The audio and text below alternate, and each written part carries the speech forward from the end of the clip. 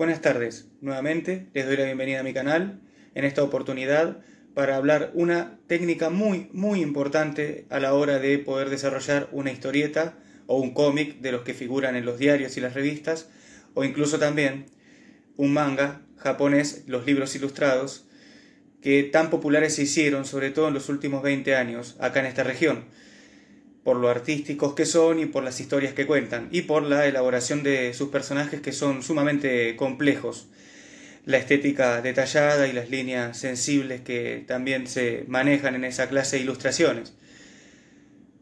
Ahora bien,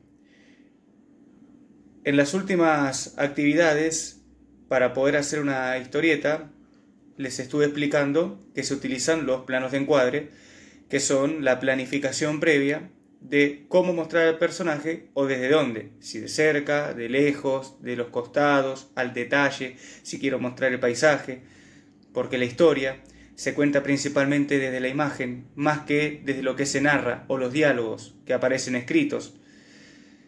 Esta técnica de los planos de encuadre que les expliqué también se utiliza en la televisión, en el cine, en la fotografía, porque es indispensable saber justamente qué es lo que yo quiero mostrar cuando voy a contar una historia, o cómo lo voy a mostrar. En este caso estamos hablando de los personajes protagónicos.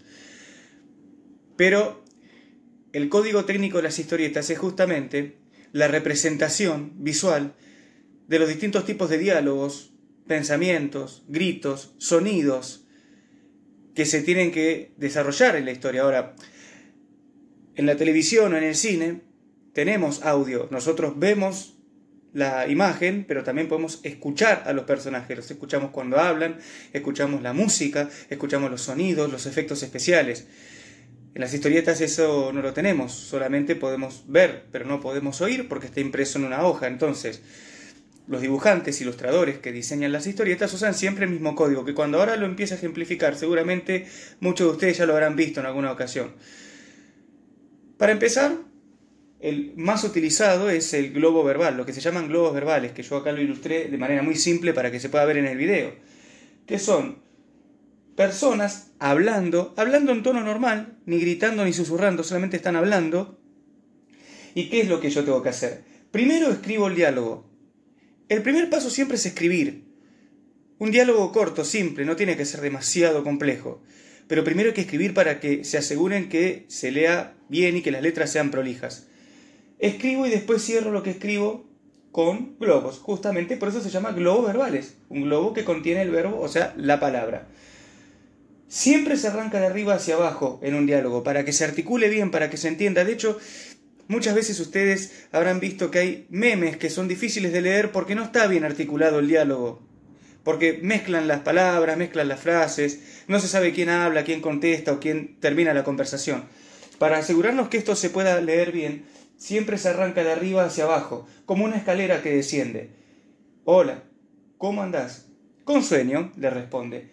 Hago un globo para el hola, otro globo para la pregunta de esta persona y cierro este globo diciendo con sueño. Como estas dos palabras lo está diciendo un mismo personaje, los globos yo los tengo que unir con esta especie de caminito o puente. Este es el globo del diálogo, globo verbal. Luego tenemos el globo pensamiento, mil disculpas, el globo pensamiento, que es la famosa nubecita, que es lo que indica que la persona no está hablando, sino que está pensando. Y hay dos maneras de mostrarlo esto. Uno es con la expresión del rostro, la boca cerrada. Yo ya ahí puedo comprender que la persona no está hablando. Y lo otro es con la nube. La nube me indica automáticamente que es un pensamiento.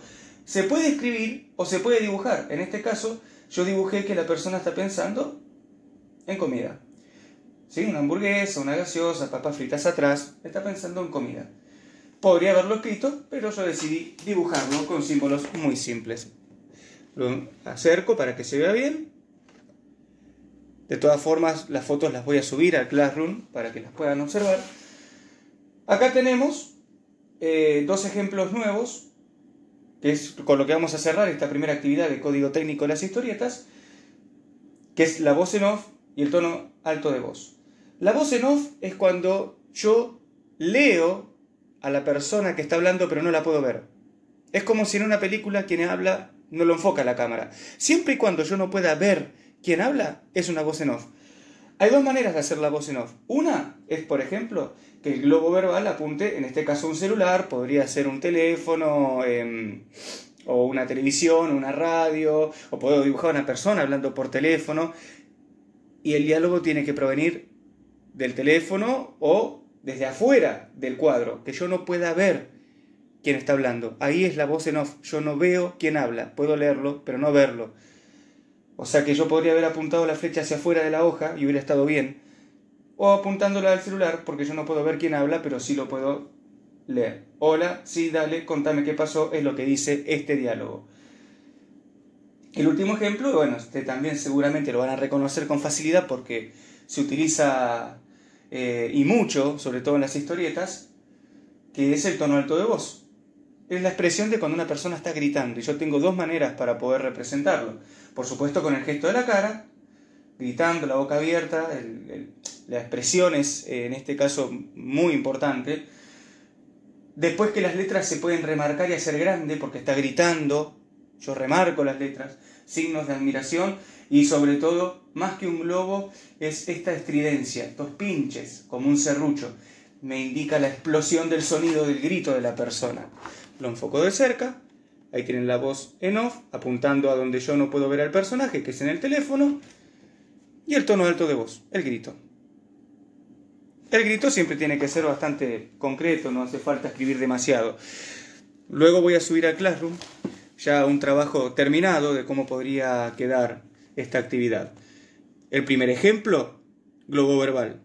Hice, para continuar con lo que venía trabajando, el mismo personaje, a Hyuga de Cisne, en este caso hablando con Atena, de los Caballeros del Zodíaco. En el primero dialogan, ¿sí? Arranco de arriba y voy hacia abajo y termino con Hyuga, que es el que termina esa conversación. Globo pensamiento es el segundo ejemplo.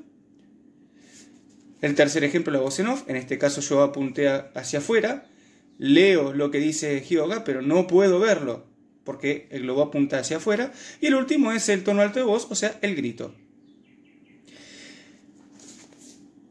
Es así como los dibujantes o ilustradores, mejor dicho, representan sonidos, diálogos o gritos o pensamientos, momentos de silencio dentro de una historieta. No tenemos audio, pero tenemos el código para poder justamente entender mejor las expresiones de los personajes y qué es lo que está sucediendo.